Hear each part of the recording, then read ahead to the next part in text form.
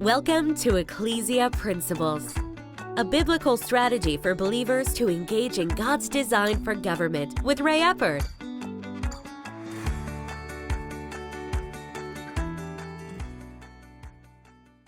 Hello, glad you could join us again today. Today we're going to continue talking about building a bridge of trust. The principle is that we have to build a bridge of trust in order to move things forward. Our text for this is Proverbs 18:19. A brother offended is harder to be won than a strong city. And at this point, when we're talking about offended, we're not talking about the political manipulation that so many are using now for I'm offended. What this verse is talking about where a person is legitimately offended. The situation has created, in all honesty, distrust in their heart, in their life, toward a person, toward a group, an organization, so forth and so on. When that happens, it's hard to win them over.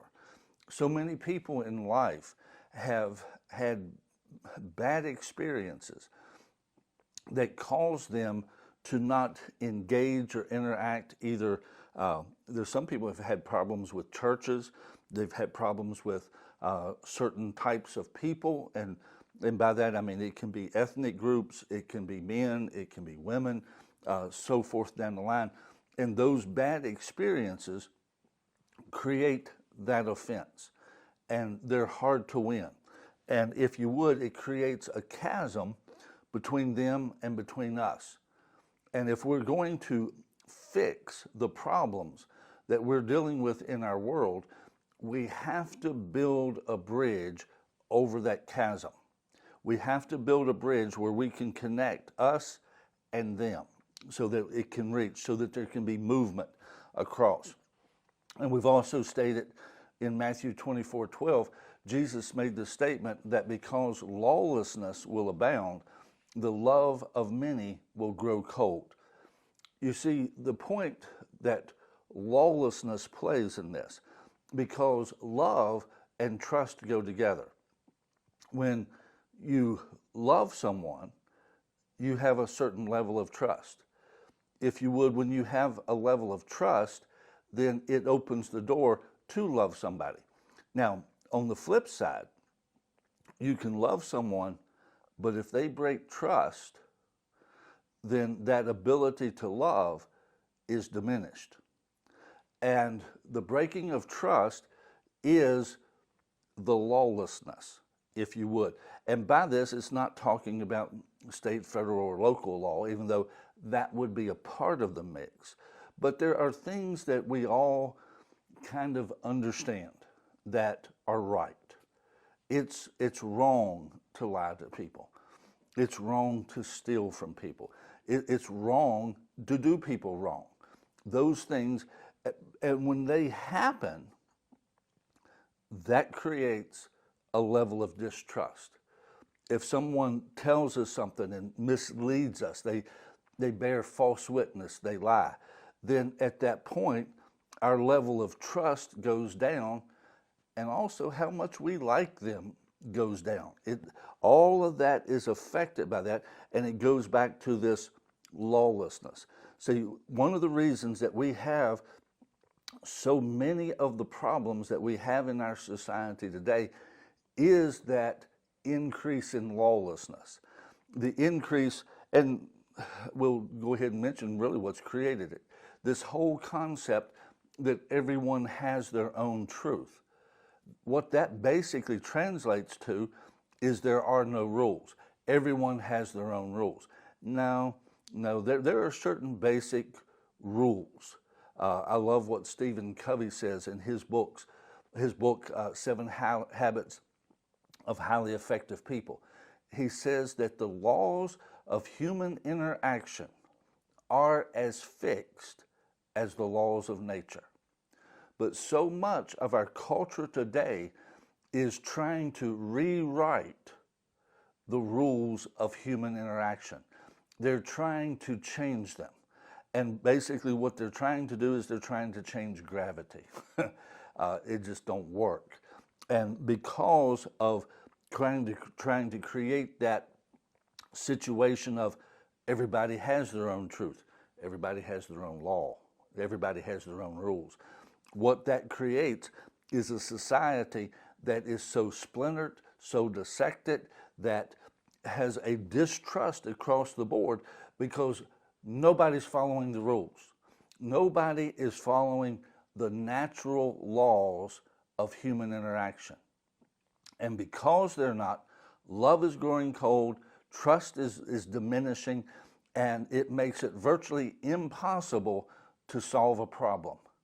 Because when you get the two people to sit down or the two groups to sit down, whatever it is, they have difficulty communicating. They have difficulty accepting what the other one is saying because there is a distrust, because there is a lack of law. There's a lack of guiding principles.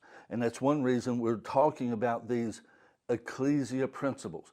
There has to be guiding principles that we live by. There has to be guiding principles that a society lives by. There has to be guiding principles that a nation lives by if that nation is going to prosper, to do well, to have peace within its borders. Those principles have to be lived by. Now, obviously, there can be variations of that, but I do believe that the best principles to live by are the ones God talks about. Hence, we're talking about ecclesia principles.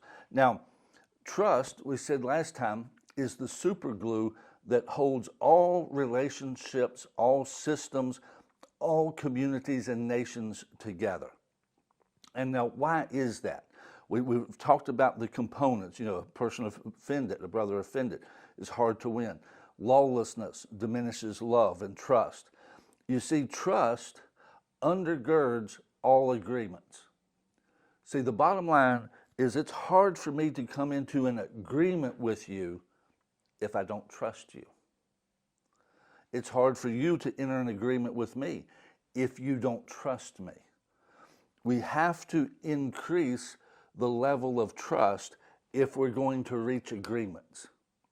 That's why a bridge of trust has to be built. We have to build a bridge of trust so that we can actually have meaningful agreements. Also, trust is essential to all mutual sacrifices.